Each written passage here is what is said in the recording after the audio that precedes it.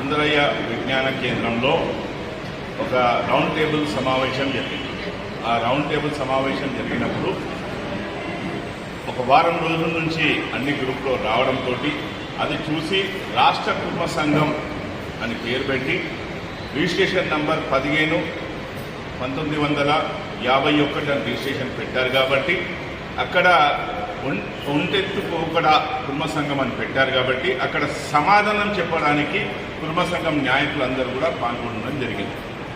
దాని తర్వాత కొన్ని అనివార్య కారణాలు అక్కడ జరగడం జరిగింది. వాళ్ళు లేవనెత్తిన ప్రశ్నలకి అందరికి కూడా కుల సంఘం నుంచి వచ్చిన ప్రతి ఒక్కరు కూడా దానికి సమాధానం చెప్పడం జరిగింది. ఇవాళ మెంబర్షిప్ డ్రైవ్ గురించి అడిగారు. మెంబర్షిప్ డ్రైవ్ ఏదైనా కానీ జిల్లాలలో ఎన్నికలు జరిగాయి గత 5 సంవత్సరాల కింద. ఆ రోజు జిల్లా అధ్యక్షులకి జనరల్ సెక్రటరీకి ఇవ్వడం జరిగింది. మీరు మెంబర్షిప్ కాండి, మీరు ఎలక్షన్లో ప్యానెల్గా ఏర్పాటు చేయాలనుకుంటే చేయండి అని చెప్పడం జరిగింది. దాని తర్వాత ఈ ప్యానెల్ మీటింగ్ పెట్టుకున్నాము. ప్యానెల్ మీటింగ్కి కుటుంబ సంఘం నాయకులు వచ్చేసి దౌర్జన్యం చేసినారు అన్నారు.